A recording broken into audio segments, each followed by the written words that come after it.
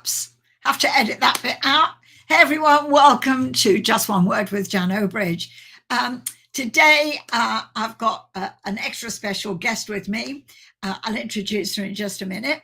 But before that, I just want to, I have to share some really sad news. And those of you that have been watching for a couple of weeks will have met Pastor Michael Bassett, my pastor, my good friend of many, many years. And I know that some of you have got it in your diary that is coming back on the 22nd and the 29th to continue with his story. Unfortunately, I've just heard that Michael went home to be with the Lord. So good news for him, but for us, it hasn't hit me yet. I'm totally in shock. But please do pray for Denise, his wife, and his family, and that, because I was just talking to him last week about future plans. So this was a total shock. But on the positive side, we know where he's gone, and we can continue to pray. I'm praying for Denise, her lover, and the girls, and all the family. He'll be sadly missed. I mean, he was just a tremendous man, an incredible ambassador for the body of Christ, changed so many people's lives, sowed into so many people's lives. And I know that a lot of you were waiting for the rest of his story. You only heard the beginning of it. Maybe over the coming weeks, I'll just kind of drop little bits of it in here and there as I get opportunity. But yeah, so really, really sad. But before I go any further, just to kind of interject between that really sad news and my guest, I'm going to just play a song for you, which is actually one of her songs. So hold your horses, here it comes.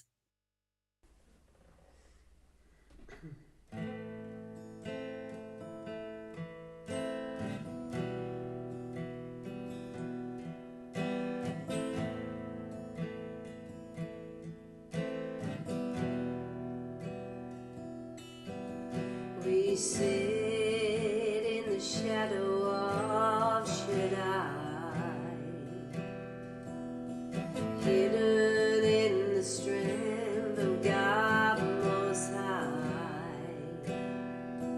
His arms wrap around and they protect me. I can run to you and hide. Sit in the shadow of Shaddai, hidden in the strength of God Most High. His arms wrap around and they protect me. I can run to you and hide.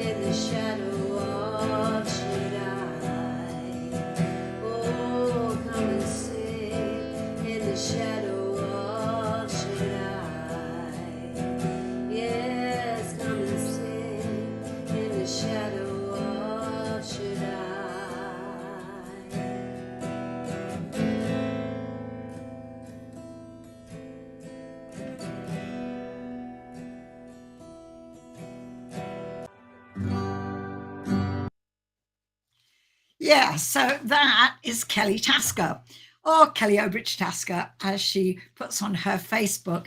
As some of you might have recognized by now, that we have a name in common, and that's because she's my daughter, and I've invited her to come on because she has a wonderful testimony, and she's very gifted, and I'm very proud of her. So please welcome Kelly Obridge Tasker.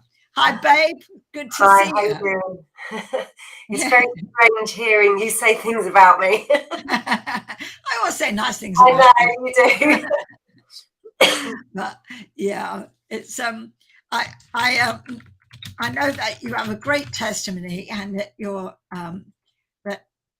what you've got to say is really excellent. So what I'm going to do, we'll just do an introduction first. I mean, um, I won't ask you what it's been like to be my daughter. You want me to lie? But yeah, I'm so proud of you. It's beautiful. You've got an amazing voice, and it's only really in the last few years, isn't it, that you've really come into your own when it comes to your singing and what have you. Tell us a bit about that. About, before we go back to the beginning, tell us a bit about this era of your life. Tell us a bit about you for a start. You know, who are you? You know. So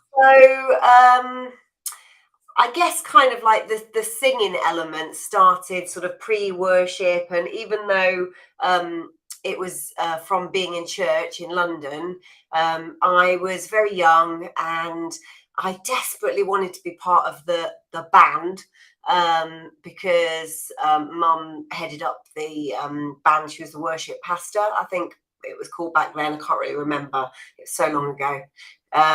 But I was desperate. I just desperately wanted to be a part of it, but I was so young, and there was an age limit at that time, so I couldn't be. So I attended all the rehearsals every week and watched everybody else, and just kind of looked upon it in awe, really. And I played piano from a very young age to about grade 5 or grade 6 at piano, but I gave it up as soon as I left school, and in fact before that, and I've kind of forgotten how to play piano, but I always loved to sing, and I got the opportunity to sing as part of the backing choir for Barry Manilow, and you youngsters probably are thinking, who's that? But just go and Google him, he's old.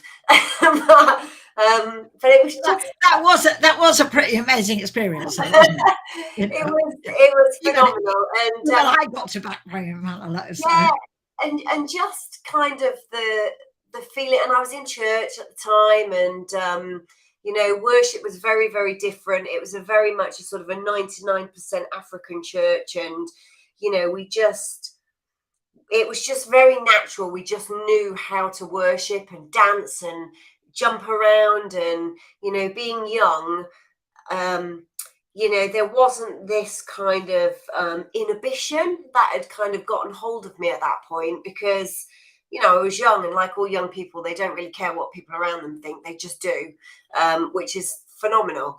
It's as we grow older and listen to other people, you know, we kind of start having these inhibitions and thinking, you know, this is the way we should worship, or this is the way we should dance or sing or whatever.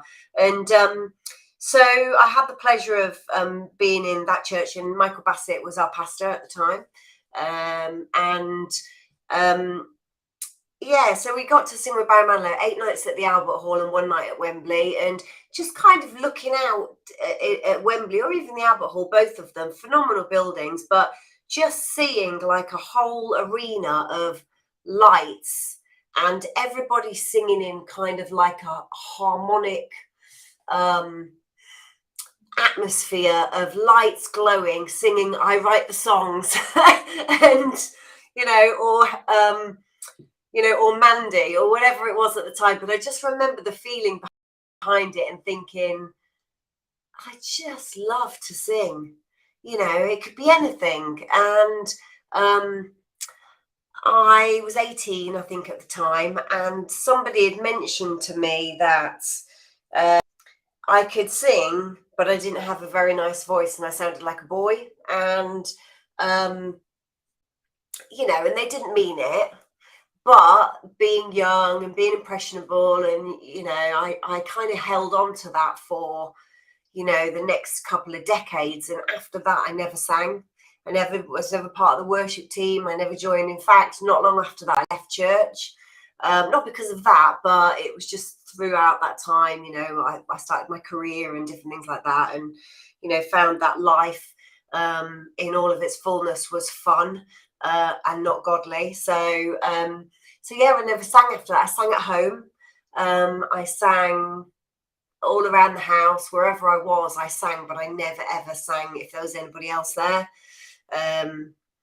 So that's kind of how the love of music really came about. And you know, kind of like the genre or the passion was always very much kind of a country, American, southern, and I guess that song that you heard is very, you know, when I wrote it, again, with my very limited skill set that I have on playing guitar to a very mediocre standard, being a new player, you know, never written any songs before. I just, in my head, as I was writing it, it sounded very southern, and I had like an image and a picture in my mind as to how I wanted it to sound and people to see the picture of it. And so, yeah, it all kind of started back then, and this is kind of where we've got to now.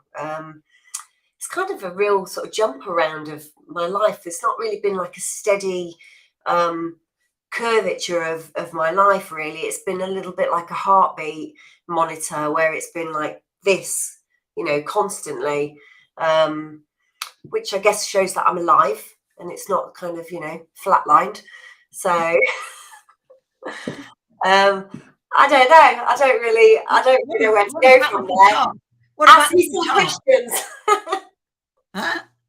Ask me some questions. I don't really know where to go from there. Well, what about the guitar?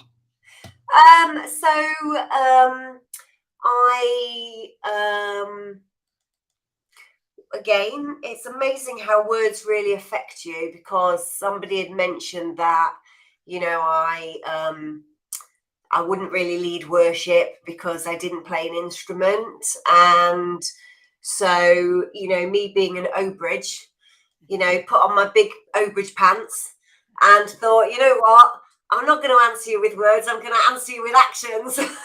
So my husband plays the guitar, and so I just said to him, right, teach me 3 chords. I hear that every song, worship song you can sing and play is 3 chords.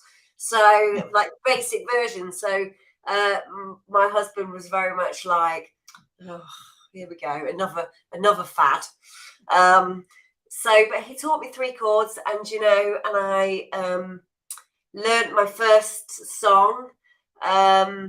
You know, started with something really simple, and I think the first song I ever managed to play all the way through cleanly was "Goodness of God."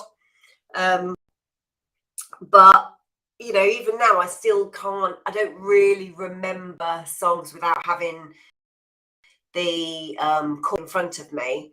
You know, and again, that's something that's, you know, just part of my makeup. I struggle to retain a lot of information like that sometimes. So, but yeah, I just thought I'd pick up a guitar. And as soon as I did, and as soon as I started seeing some fruits of learning things, I just fell in love with it.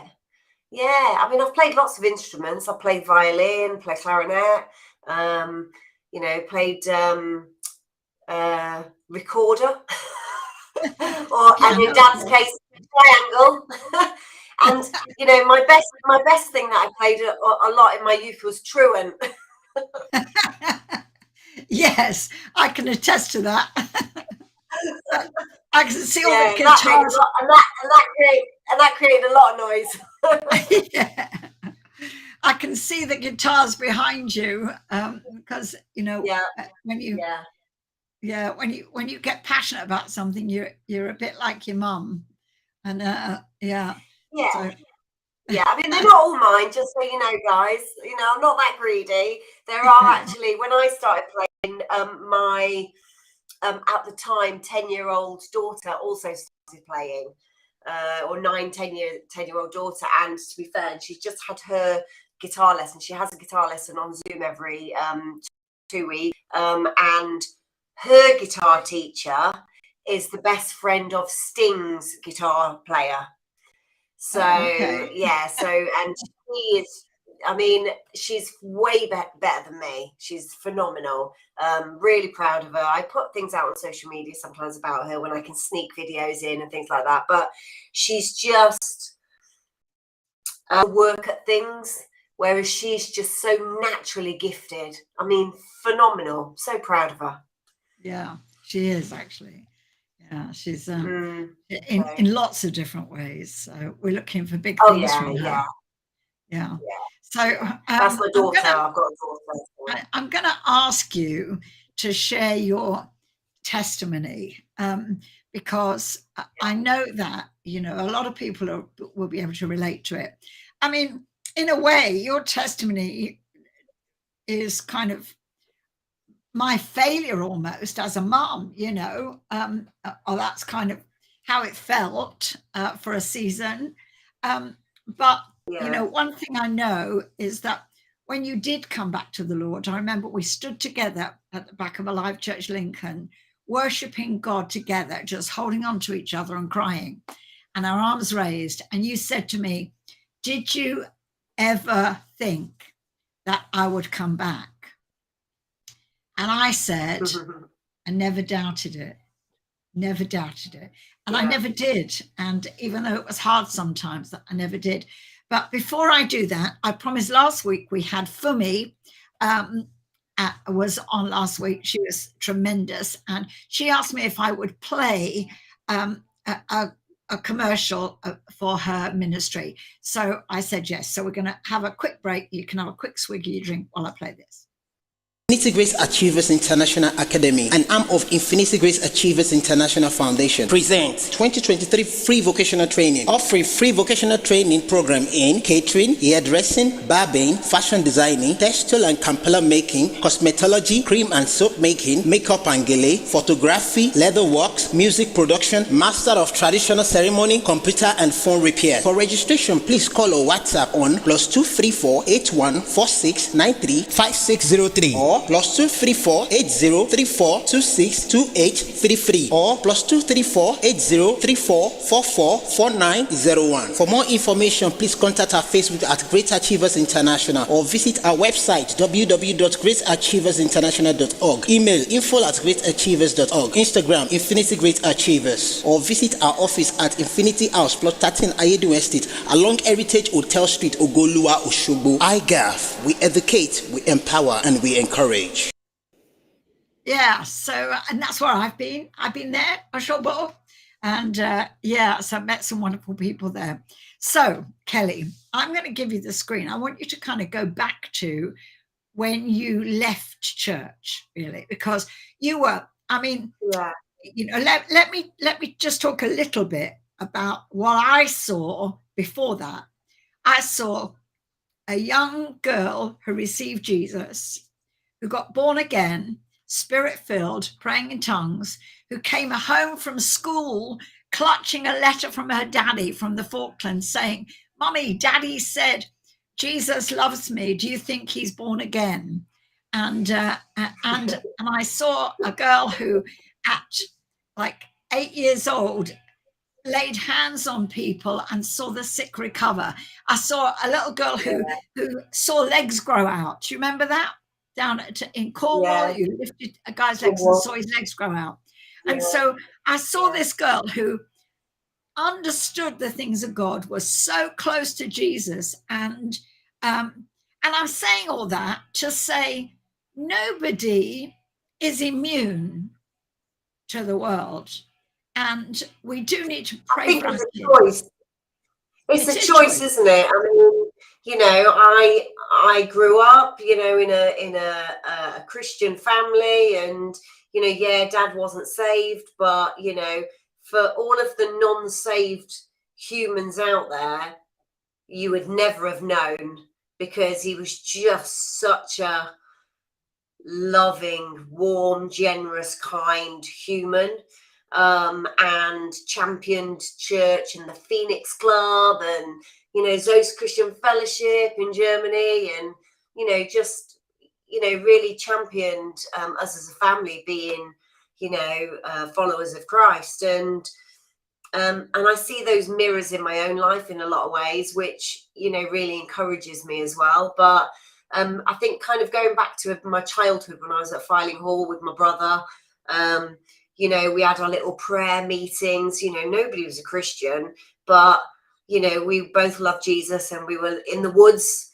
having our little, I mean, you know, some people could probably thought it was a bit weird, but being in the woods having our little Christian fellowship and praying for each other and praying for our friends. And you know, 2 of my brother's best friends got saved at school. And yeah, it was just, you know, we were kind of, I think, known a little bit, or certainly I was, as the weird kid because I was Christian.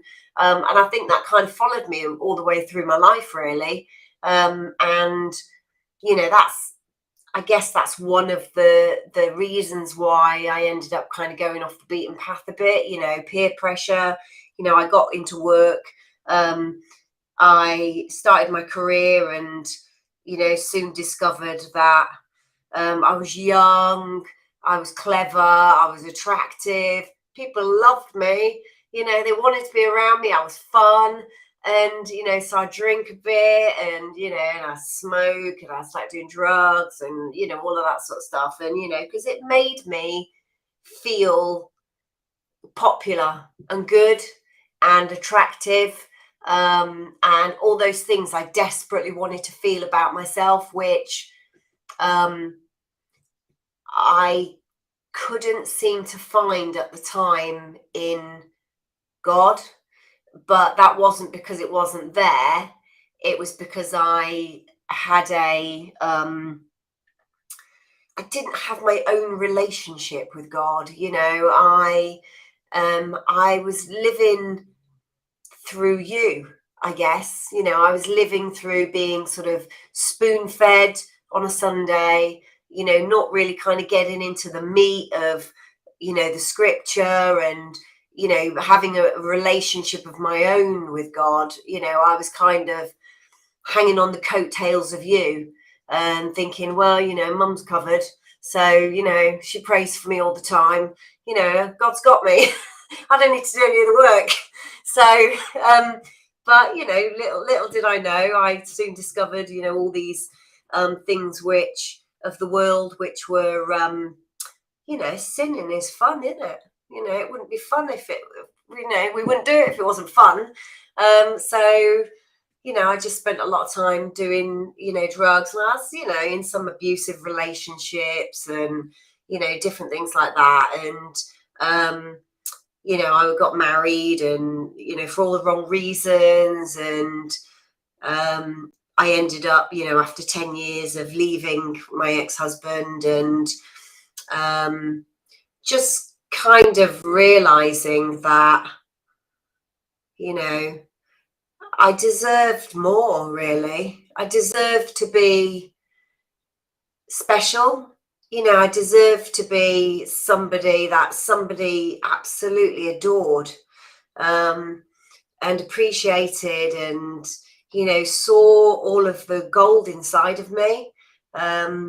And, you know, and I still feel that way. I still think, you know, we need to be, you know, looking for the gold in each other rather than, you know, finding the negative elements. And, you know, that's something that I'm really passionate about. It doesn't really matter what age, but there's so many of us out there who, you know, the first thing we do is you know, look at the flaws that we have and look at the negative things about ourselves instead of raising each other up, whether it's women or men, you know, building each other up. The first thing we want to do is cut people down, so then it makes us feel better about ourselves. And, you know, so I went through, you know, a couple of decades of destruction and, you know, ruining my life really in some ways, but excelling in, you know, my career and things like that in other ways and being really successful. And when I left my ex-husband, I decided that I just wanted a break. And I met my now husband, Steve, who we've been together for 18 years. I can't believe it's that long. That definitely means I'm getting old,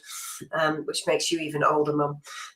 But so, although you don't look it, some people think we're sisters. But Maybe you. but yeah, and you know, Steve's not a Christian, and you know, I wasn't in church when I met him, and I'm really, really blessed that this man, who is totally the most fantastic human being for me, supports me in my faith and in my choices, regardless of what his opinions are about it. And that, you know, we can pray as a family, and we can pray for the kids, and the kids pray, and you know, and we pray before we're leaving for things, and you know, and having the grandparents, so mum and dad across the road from us, you know, we can come together and, you know, try and instill that kind of foundation into them. And about, I don't know how many years ago it was, but they were babies, and you know, God really kind of maneuvered people into my life. You know, I always consider him the architect of life. You know, and an architect has the rights to move walls, change designs, you know, knock things down, rebuild things, you know, tweak things, you know, do whatever they want to do to make things right. And I kind of feel like, you know, we moved into this house, and back in 2005, I think it was, something like that. And very strangely, a phenomenal couple actually bought the house next door to us, and Roy and Lynn Eildon. And every time like a cat died, Roy would come over and bury it for us and have a little service. And, you know, Lynn would take care of Finn, our son, who was a newborn. And yeah, just really showed, we're great neighbours, just showed us love. You know, they were there for us when we needed anything, and we knew that we could call on them. And when I was really struggling kind of mentally with some postnatal depression, after Millie was born, do you need me to, you're pausing, do you want me to stop? Well, I was just going to say, you kind of you're jumping a bit, because what I was going to say is that I seem to remember that for about 4 moves, everywhere you went, there was a Christian. There was, you moved in and the Salvation Army was next door. You moved somewhere else, and there was a Christian next door. I forgot about that. Yeah. I lined it up for you. Yeah, I forgot about that. And so then you came here, and Ron and Roy and Lynn were next door. But tell us a little bit about the dark times that, you know, you know, when. Yeah, I mean, I very much glance back occasionally. I don't really tend to ponder too much, but I kind of glance back because it's good to see, you know, how far you've come. And somebody mentioned something today while they were preaching, and I thought, oh yeah, you know, I can relate to that. So it was just very much, you know, I was struggling with postnatal depression. I didn't really know what it was. I didn't know it had a label or anything like that. I just knew that after 4 months of still being in my pajamas and crying every day, something wasn't quite right. And nobody really kind of checked in on me. I was quite isolated here. I'd go back and forth to London every week or every couple of weeks so I could, you know, bring the kids and just, you know, like palm them off. I think if you remember, you know, I'd kind of track you when you came to my house. And I'd literally, if Finn had a poo, I'd be like, oh, you know, you can just hold on for just like half an hour, Finn, just hold on. And as soon as you walk through the door, I'd be like, there you go, he needs to be changed. And, you know, it was kind of like, yeah. So, you know, it was quite a for somebody who wanted children so much, Yes. and ending up having children quite late, I guess, in comparison to a lot of people nowadays, I kind of thought that, I had my own office at work. So I thought, you know what, it'll just like sleep for 10 hours while I work. Nobody told me that, you have to feed them and change them and, all the stuff that goes with the baby, and that they just basically cling to you for, 24 hours. And so it was a bit of a shock to the system, and all the way through kind of like, when you do kind of like the birthing plan and all those different things, and you have your pre-meetings with the midwives and all that sort of stuff, nobody really said anything. So I was a bit shocked, and it sounds really stupid, but because you'd think I'd know, but I never knew. So it was a bit of a shock to me, but and then I got pregnant quite quickly after having Finn, which again was another shock to the system. But we were really happy. We always wanted more children, and but unfortunately I lost that baby. And then I got pregnant a couple of months later with our daughter Millie. So there's 20 months between Finn and Millie, and so my hormones were probably raging a bit anyway, from having 3 pregnancies in 2 years, less than 2 years. And yeah, I was just not great. And I went and saw my GP again, who was just amazing, Dr. Baker. And again, a Christian. My GPs, most of the doctors are Christian, so I just was so grateful for that. And I'd spoken to Roy and Lynn, had moved house by then. They'd sold their house, but they'd stayed in the village, and I'd kept in touch with them. And I'd called Lynn and I'd said, I really feel like the kids need to have a foundation like I did, but I'm not coming back to church. It's not for me. I'm done with church. I'm good. I don't want to upset the apple cart or anything like that. And but I know for me that I always go back to God when I need Him. So when I cry out, He says, "Child, come and sit in the shadow of Shaddai." And so even not being in church and professing that I am no longer a Christian, I still cried out to Him. And so I rang Lynn. I said, "Oh, where can I go to? I really feel like they need a foundation." And she said, "Oh, we go to a place called New Life." So it was called New Life at the time. And so I went with her on my own. And I cried all the way there. I cried pretty much going in the door. People must have just thought I was crazy. And a guy who's on worship team who played the bass came off stage. They did the prayer at the end if anybody wanted to rededicate their life, or if they wanted to, get to know Jesus, etc., become a Christian. And I was like, I'm not putting my hand up. You can forget that. I'm not here for me. No way, I'm just here. The music's good though, I enjoyed that. And he came off the stage and it was like really, really busy. It just seemed really chocker, which, I don't know if it was, but it felt really busy. And it's a busy church. It's, it's a very big, busy church. But he came off the stage and he says, "I've got a word from God for you." And I was like, oh God, why? Trust them, everybody should navigate to me. And I was really awful, and I think I was really rude to him. And he gave me this word from God, and I went away, and I was thinking, oh, I don't know if I flipping want to go back there again. And but I decided to meet with the family pastor because I wanted the kids to come, and Finn has some challenges. At the time, they were probably particularly more prominent. And I just wanted to make sure he would be okay and feel comfortable and safe, and etc.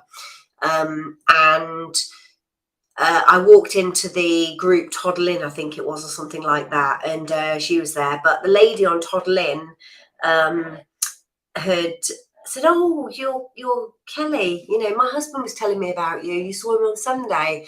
And I was like, "Oh, so they're talking about me now, are they? You know, what are they gossiping about?" And she was just being ever so lovely. And yeah, so I met Claire, the worship pastor, Claire Williams, and the children's pastor, Claire Williams. And it just, the more the week went on, I just seemed to mentally drop. It was like the more time that I spent connecting with Christians or coming into contact with Christians, the worse that week got for me emotionally and mentally. And I wasn't on any medication. I decided to do it through counselling and, you know, therapy and things like that, because I didn't really, I'd done drugs for so much in my life. I didn't really want any more drugs in my body, regardless of, you know, what they were for. And I think it was like on the Thursday, there was a knock on my door and I opened it, and it was the guy from the worship team who'd knocked on the door. So I opened it. I was like, what are you doing here? What are you following me? Again, being really kind of like paranoid and, you know, what do you want? And then he was like, I've got a parcel for you. He was actually my postman. And I didn't realise all this time. I didn't know on Sunday, but he was my postman. So that was really peculiar. And then on the Friday, it just got to the point where I'd made the decision that, you know, Steve deserved a better wife. The kids deserved a better mother. I was just so angry all the time. I would throw things, you know, and even now Finn reminds me when we talk about stuff, because I'm quite open with them about how I dealt with things and, you know, and how I needed God. But, you know, he used to remind me and say, "Oh, do you remember, Mummy, when you threw my mater across the living room and it broke?" And so, you know, and I carried a lot of guilt for him remembering stuff like that. But, you know, I use it as a tool now. And, but I just felt like they deserved somebody better. And so I kissed them goodbye because Steve was dropping them at the childminder because I was still at home because I wasn't ready to go back to work. And I'd kissed Steve goodbye and I just said, you know, see you later. And I kept it together. I didn't cry. I kept it very private and secret. And after they left, I cried, and I drove up to the chemist in Cherry and I sat in my car for a little while and just crying and just thinking, well, Steve's a bit of a neat freak, so I don't really want him to have to clean anything up.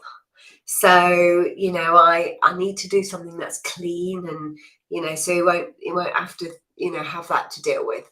So, yeah, so I thought I'll go and get some pills and I'll do that. So, and as I was about to get out the car and I was sitting there crying, who turns up but Dave Law, you know, the guy who showed up at my door, you know, the guy who came off the platform and gave me a word. And it was just like, he was just really fine-tuned to listening to God about being obedient and being in the right place. And, you know, because of him, he saved my life. And, you know, I'm forever grateful for him. You know, he's no longer with us, but he was just a wonderful human. And I don't know if I would be here if he hadn't have been faithful and turned up in the right place. And he saw me crying, and I can't really recall because it was very surreal how I either opened my window or he opened the door and he put his hand in and he just prayed for me in that moment in the car. And what I think was really weird was that it wasn't weird. I can't really describe it.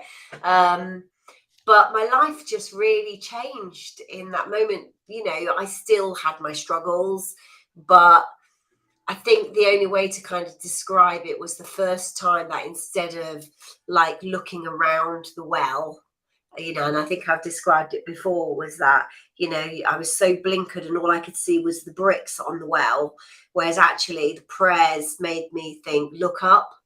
And I looked up and I actually felt, you know, metaphorically, not, you know, it didn't see a bright light or anything like that, but it made me feel like actually there was hope and there was light at the end of this tunnel. And I guess the rest is history, really. So Yeah, we I went just to came over Alpha the last for, few years. Yeah. But yeah, you know, I went to Alpha, you know, I had yeah. therapy for a year. I cried, you know, all the time. And I used to go to Alpha and I used to come home and get into bed and I'd sit there crying and Steve would just look at me and I go, I'm just healing. You know, I'm crying all the time, but I'm just healing. And he'd like roll his eyes. Okay. All right. Yeah. I mean, What that kind of shows you is how important it is to do what God tells you to do. You know, even though sometimes it might seem strange. I mean, you know, for Dave, he didn't really know you. He'd had a word for you that first day, but you know, there hadn't been a relationship built or anything. He was your postman, and he just happened to I be. think that was the third time I met him. Literally. Yeah, and yet he was bold enough to just come over, and you know, and it's only after he'd done that that he found out how vital it was. I mean, you could have just been crying because you spilt your milk, couldn't you? You know, but it's Could just have been for any reason at that time. yeah. Yeah, But, I you know, didn't even need a reason then, to be fair. I could just cry exactly. anything. I mean, you know, Yeah. we're still like that. Yeah, so it's so vital. And that was before I moved up here. So, yeah. So it took a few years. I mean, I did, you know, do the deal with you that, you know, if I gave you grandkids, you'd have to move up from London. So, you know, I wasn't going to let you. Grandkids. I was never going to let you, you know. What are you talking about? I was never going to let you, like, not go back on that promise. You want grandkids, you're going to be growing up. Yeah, you made that. I never asked for grandkids. And if you don't remember, you also made the deal that if we gave you grandkids, that we would have 1 to 2 weeks a year holiday without them on our own, and you'd have to look after them. This is all in your imagination. No. I made you sign it. I distinctly excuse us while we have a mother-daughter disagreement. I distinctly remember saying, "Don't have children for me." So, that's not how I heard it. I absolutely love my grandchildren. They're absolutely wonderful. Do you remember this one? Do you remember this picture? I don't know if I can. No, I hope it's not showing it. It's not showing, but I have a great picture, and it's not showing up. You know, I think it was a great picture of you, me, and Millie together. We do have a great relationship, and I thank God for that. That, you know, we're like best friends in a way. You know, you said people think we're sisters, but you know, it's just that we are kind of good friends. It's because I'm an old soul and you're young. Well, that's what it is. Yeah. But I think what's made it special is that we can talk about anything, because we're not just mum and daughter, we're sisters in Christ, and that has enabled us to talk about anything. I'm going to play another song of yours now. I can't remember which one I played last time. And then so let's play that. Give you a bit of a breather.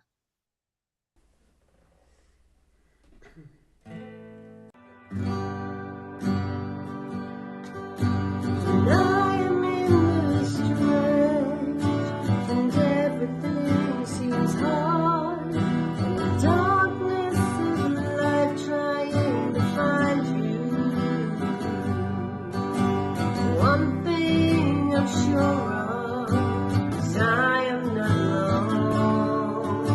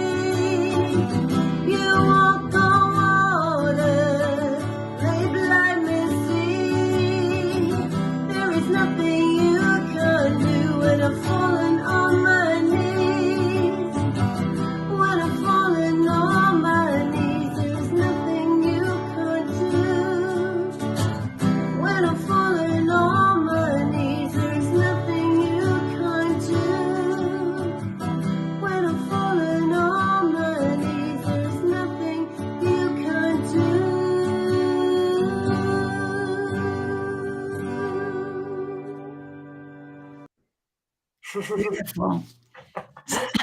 Yeah, and you know, one of the things that that's really blessed me about your gift, your singing, is that and blessed me about you with your gift is how committed you are to develop it.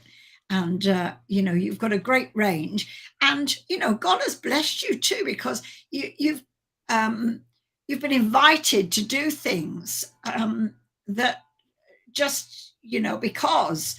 So tell me a little bit about that, because you know you've been Yeah. out to London.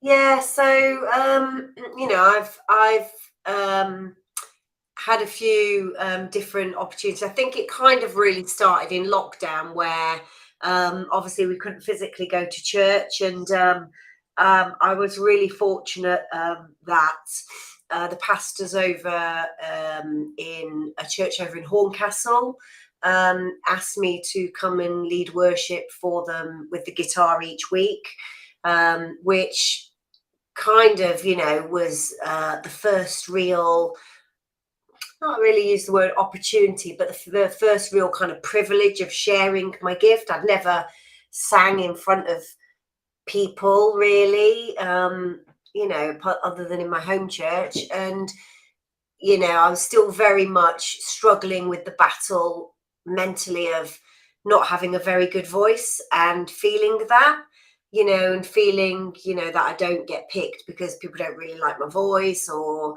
you know, I sound like a boy, etc. But, you know, it just really blessed me to bless others. And, you know, I also, and that was playing my guitar, which was the first time I played my guitar in public as well, over a screen, like actually in front of real people, is a totally new thing, and that's scary as anything. But I, you know, did some live lounges over in America, in Arizona as well, and also led some worship over in North Carolina over lockdown, and more recently, over the last year or so, I've been invited to be part of a team which is a collaboration of different worship leaders from different churches, with something called Abide, which is based out of Hope Church down in Staines, which is Deborah Stewart Brink and the Brink family down there, who, oh, well, they're just family to me. You know, I've known them since as long as I can remember, and I just adore them.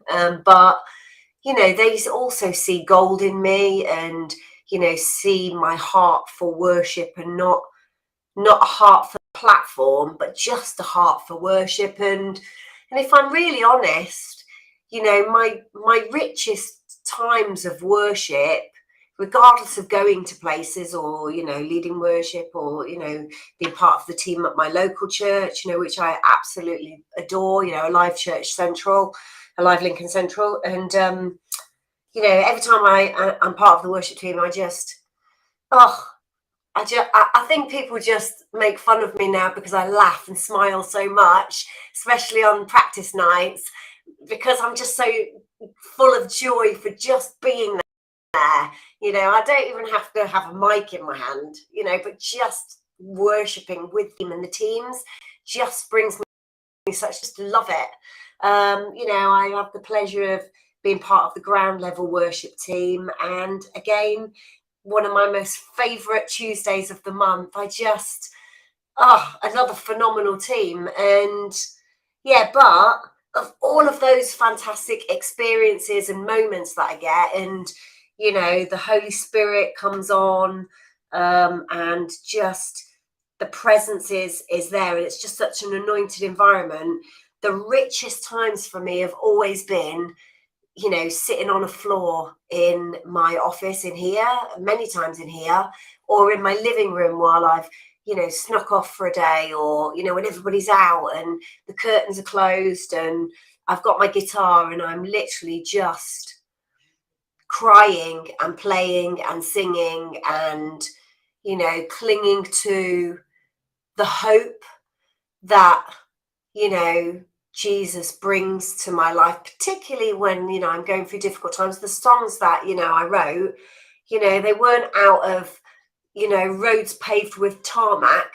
they were made out of Roman roads, you know, where they've been bumpy times and, you know, pain, and but you know, I have to constantly think, you know, I need to have a Job spirit on me, and say thank you. And you know, and Rick Warren always talks about what's the lesson, and you know, and I have to be grateful for it, and even though it hurts, you know, and in this season now, it's another difficult season for me, and but those are the seasons which bring the most joy in my worship as well, because I just cling and cling as much as I can to, you know, his faithfulness and his truth, that he'll never forsake me, he'll never leave me, and you know, he never has done.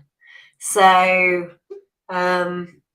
you know, if I look back and through all the trials and tribulations and difficult times, you know, I can honestly say that, yeah, it was tough. It was really hard. I was on my knees and I was at the end. And there's been many times, many over the last many years. But, you know, he says he'll never leave us, he'll never forsake us. And, you know, he keeps those promises. And just because they don't always look like what our picture of them is to be or what we want them to look like, again, you know, he's the architect, so he knows what the end story is. You know, my stories for me in my own eyes is not yet written, but it's, you know, he's written it. You know, he knows. He knew long before I came along, and I have to just trust that he's got me, regardless of how it looks in the natural. He's got me. Absolutely, he's got you. And as mom, I've spent many hours on my knees for you. I still do, of course. Still pray for you and the Well, when you're family. down there, can you like clean next time? Yeah, you know your mother. I know I believe in miracles, but you know.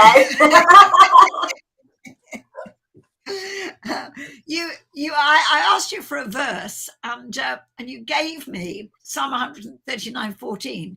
I'll praise thee, for I'm fearfully and wonderfully made. Marvelous are thy works, and that my soul knoweth right well. Why is that a verse that you picked? What does that mean to In you? the Passion Translation, I praise you because I'm fearfully and wonderfully made. Your works are wonderful, and I know that full well. It's the Passion Translation of that. Was that the Passion or was that the NIV? Let's have a look. I thank you, God, for making me so mysteriously complex. Everything you do is marvelously breathtaking. It simply amazes me to think about it, how thoroughly you know me, Lord. And, you know, and that's the Passion Translation. And I love the Passion Translation. I bought a Passion Translation Bible, a blue embossed one in America when I was in Florida with some friends of mine who have a church out there. And I moved house and I lost it and I can't find it anywhere. And sometimes you just want to flick through pages and highlight things on physical pages. And I still haven't got it. And even to this day, I'm like, oh, I wish I could find it. So yeah, but I love the Passion Translation, and I just love how it, you know, thanks. You know, I mean, if you made anybody mysteriously complex, it was me. You know, everything that he does, you know, I you know, stand in awe and amazement. And you know, and despite that, I am just a bunch of, you know, nerves and stress and, you know, all the kind of natural pressures of life and things that I go through and the mistakes that I make and, you know, the things that I do which are wrong and whatever it can be. He knows them and he still loves me regardless. And I think that just is the epitome of a true parent, really, isn't it? you know, somebody who, I mean, you know, let's face it, I was not the best child in the world, you know, and You if were you'd never have had me boring. first, if you'd have had me first, then, you know, my brother wouldn't have been born. So we know that. But you made up for it. You made up for it. yeah, you know, Yeah. I finished well. So Yeah, you did. Absolutely. Well, you haven't you know, finished yet. yeah, I'm not But, finished. I hopefully not too soon, but I'm just going to play a little commercial before we finish because, you know, I have to do a little plug. And then I want to ask you a question. Have unique gifts that make us special. To find out what those gifts are, you have to look at yourself. Start by looking at your primary characteristics, your personality, your values, and your interests. These will all play a role in understanding why you act the way you do and why you have the gifts you have. So take the time to explore who you are and you'll find amazing things about yourself. With our free Motivational Gifts Masterclass. www.themotivationalgifts.com. I love the way it says gifts. I was just thinking that. But hey, you know, You got a gifted job. yeah, Joe. But question just before we close, because we're right on the cusp now. Why would you recommend that somebody attend Real Life Bible College? I think that it's really important to underpin, you know, all of the kind of the theological reasons. And, you know, I think I described it before as the meat on the bone. I think, you know, when we get saved, you know, it's very much, we're in a kind of a euphoric state at the time. And, you know, it's kind of a bit like, you know, what now? And I think this really kind of, you know, gives you the foundation and helps you grow. And, you know, it kind of opens up questions for yourself, like, you know, why am I here? What am I designed for? You know, what's my purpose? You know, what does this mean in the Bible? You know, I think there's so many different interpretations of the word out there that I think it's good to have somebody who can unpack a lot of that stuff, you know, out of kind of like a legalese style. And, you know, I mean, I went to Bible school when I was still in school. And I think, you know, that's, you know, the reason why I've got the cemented foundation that I've got. You know, it's the meat on the bone. Yeah. Nobody wants to eat bone all the time. No one wants to gnaw on bones. We want proper meat as well. Oh, absolutely. Kelly, thank you so much for coming on. You've been a real blessing, and you know, we certainly didn't run out of. Well, mind you, why did I ever think we might run out of things to say? Oh, Bridge, run out of things to say. Never. Not possible. No, not possible. Thank you so much for watching, guys. You know, I hope that you have received something today from Kelly's amazing testimony, and also from the relationship that we have, because we're very blessed. We're very blessed to have a great relationship as mum and daughter. And hey, we don't always agree, right? But we love each other. And I believe that God uses our relationship for his glory. And so, yeah, so see you next week, guys. I'm going to play us out with Kelly. So bye.